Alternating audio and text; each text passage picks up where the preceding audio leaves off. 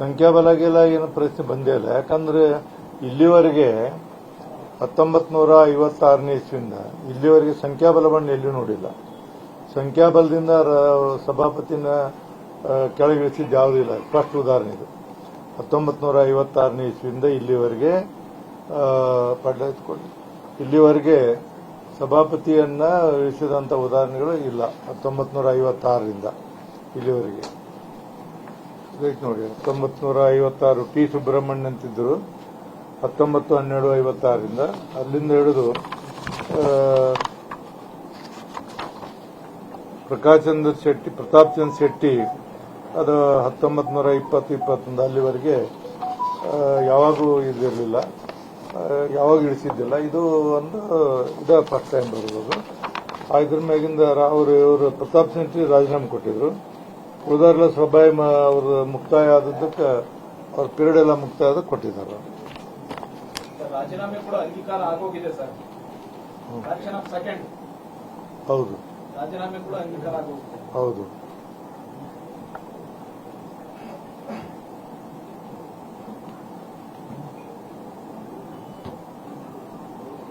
ಒಟ್ಟಾರೆ ನಿಮ್ಮ ಈ ಒಂದು ರಾಜಕಾರಣದ ಅನುಭವ ಸಭಾಪತಿಗಳಾಗಿ ಏನನ್ನಿಸ್ತದೆ, ಹೇಗಿತ್ತು?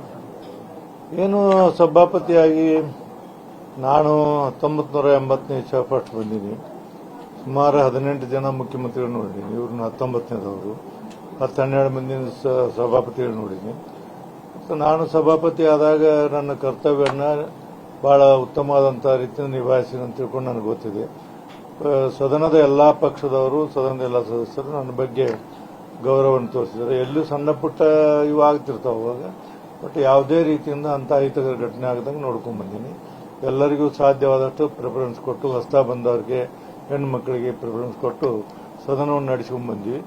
ಸದನವನ್ನ ಅಜೆಂಡಾ ಎಲ್ಲ ಪೂರ್ಣ 90% ಮುಗಿಸ್ಕೊಂಡ್ಬಿಟ್ರೆ ಆಮೇಲೆ ಒಂದೊಂದ್ಸರಿ 11 ತಾಸಿನವರೆಗೂ ಸದನದಲ್ಲಿ ಕುಂತೀವಿ. ನಾವು ಬೆಳಗಾವಿ ಅಧಿವೇಶನದಾಗ ರಾತ್ರಿ 2 ಗಂಟೆ ಮಟ್ಟ ನಾವು ಸದನ ನಡೆಸಿವಿ. ಅನೇಕ ಉದಾಹರಣೆಗಳದಾವ ಸದನ ನಡೆಸಿದಂಥದ್ದು ಮಾಡಿವಿ. ನಮ್ಮ ಡ್ಯೂಟಿಯನ್ನು ಮಾಡಿ ಹೊತ್ತು ನಮ್ಮ ಸಮಾಧಾನ ಇದೆ ಅಷ್ಟೇ.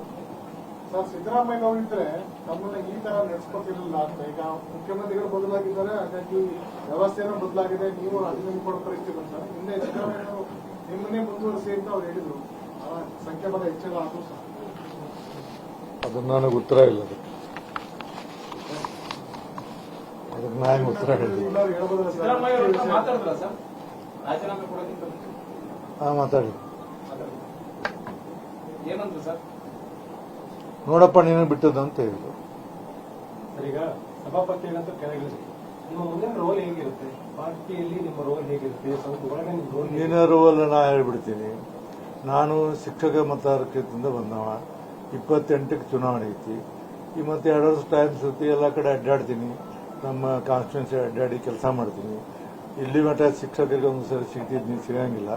ಈಗ ಶಿಕ್ಷಕರಿಗೆ ಮ್ಯಾಗಿನ ನನಗೆ ಸಿಗ್ತೀನಿ, ಅಡ್ಡಾಡ್ತೀನಿ. ನನಗೇನು ಟೈಮ್ ಪಾಸ್ ಆಗತ್ತೆ. ಕೆಲಸ ಮಾಡ್ತೀನಿ. ಕೆಲಸ ಮಾಡಿ ಮುಂದಿನ ತಯಾರಿಯನ್ನು ಮಾಡ್ತೀನಿ. ಬ್ಯಾಸರು ಬಂದಾಗ ತೋಟಕ್ಕೆ ಹೋಗ್ತೀನಿ, ದನಗಳು ಕೂಡ.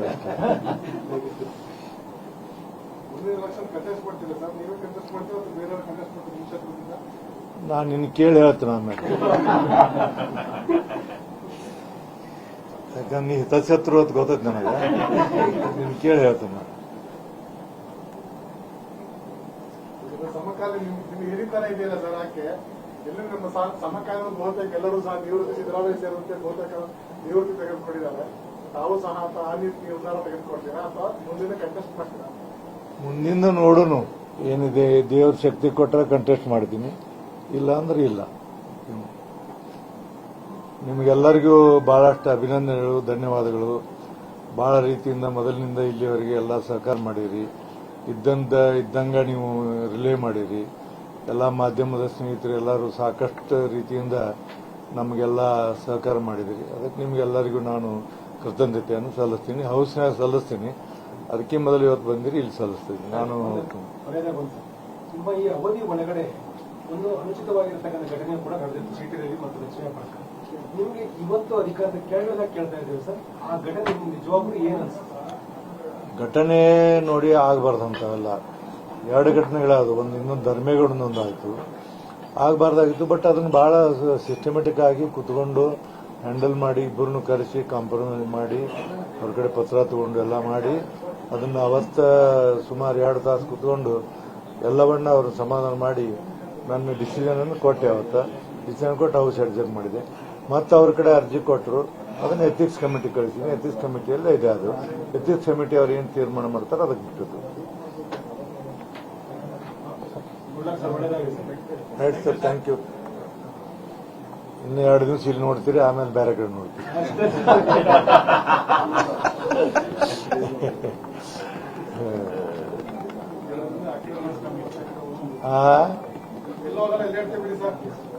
ನೀವು ಇರ್ತೀರಿ, ನಾವಿಲ್ಲಿ ಇರೋದಿಲ್ಲಲ್ಲ. ನಾವು ಎಲ್ಲೆತ್ತಾಗಿರ್ತೀವಿ, ಸೆಷನ್ ಬರ್ತೀವಿ, ಹೋಗ್ತೀವಿ, ಅಲ್ಲಿ ಸಿಗ್ತೀವಿ ಹೊರಗೆ.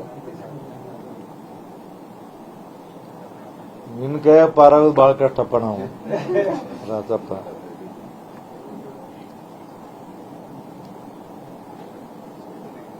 ಬೆಳಗಿನಿಂದ ವೇಟ್ ಮಾಡಾಕತ್ತೀರಿ ನೀವು. ಮತ್ತೇನು ಹೇಳ್ದು ಹೇಳ್ರಿ. ಸರ್, ಈಗ ಸಿಎಂ ಬಂದ ಮೇಲೆ ನಿರ್ಧಾರ ಮಾಡಿದ್ರು ಸರ್ ರಾಜೀನಾಮೆ ಕೊಡೋದಕ್ಕೆ. ಹೌದು, ಇಲ್ಲಿ ಹೌದೌದು ಬಂದ ಬೆಳಕ್ ಹೇಳಿದ್ರು.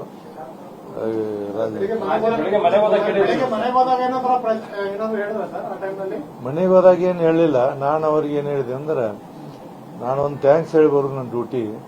ಅದಕ್ಕೆ ಸದನದಲ್ಲಿ ಹೇಳೋದು ಬೇರೆ, ಅವ್ರಿಗೆ ಮನೆಗೆ ಹೋಗಿ ಇಲ್ಲಿವರೆಗೆ ನಮ್ಗೆ ಸಹಕಾರ ಮಾಡಿದ್ದಕ್ಕೆ ನಿಮ್ಗೆ ಅಭಿನಂದನೆ ಹೇಳುತ್ತೆ ಹೇಳಿ ಬಂದಿತ್ತು.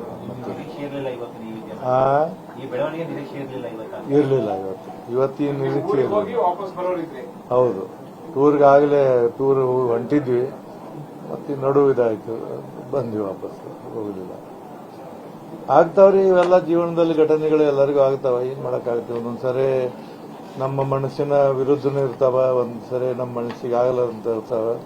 ಎಲ್ಲರ ಜೀವನದಲ್ಲಿ ಒಂದೊಂದು ಬಂದಿರ್ತಾವ, ಹಂಗ ಬರ್ತಾವ. ಇವೆಲ್ಲ ಅಧಿಕಾರ ಏನಾಗ್ತಿದೆ ಅಂದ್ರೆ, ಅಧಿಕಾರ ಮುಗಿದು ಹೋಗುವಾಗ ಬೇರೆ, ಅಧಿಕಾರ ಮಧ್ಯದಲ್ಲಿ ಹೋಗುವಾಗ ಸ್ವಲ್ಪ ನೋವು ಅನಿಸ್ತದೆ. ಇಷ್ಟ ಡಿಫರೆನ್ಸ್ ಏನಿಲ್ಲ. ಅಧಿಕಾರ ಪೂರ್ಣ ಮುಗಿದಾಗ ಇವರೆಲ್ಲ ಅದಾರ, ಅಧಿಕಾರವೆಲ್ಲ ಮುಗಿಸ್ಕೊಂಡು ಹೋದವರು ಅದಾರ. ಇಲ್ಲೆಲ್ಲರೂ ನಡು ಯಾರು ಹೋಗಿಲ್ಲ. ಒಮ್ಮೆ ಆಗ್ತಿದೆ, ಅಧಿಕಾರ ಇದ್ದಾಗ ಬೇರೆ, ಅಧಿಕಾರ ಇಲ್ಲ ಬೇರೆ ಘಟನೆಗಳಾಗ್ತಾವ. ಅದು ನಮಗೆ ಗೊತ್ತಾಗಲ್ಲ. ಆಕಸ್ಮಿಕ ಬಂತು, ಆಕಸ್ಮಿಕ ಹೊಂಟೆ. ಇಷ್ಟ ಜೀವನದಲ್ಲಿ ಆಕಸ್ಮಿಕಗಳು ಇರ್ತಾವಲ್ಲ, ಹಂಗ ಅಂತ. ಆಕಸ್ಮಿಕ ಸಿನಿಮಾ ನೋಡಿದ್ನಿ, ಅದ ತರ ಆಗೈತಿ ಇವತ್ತಿಷ್ಟ.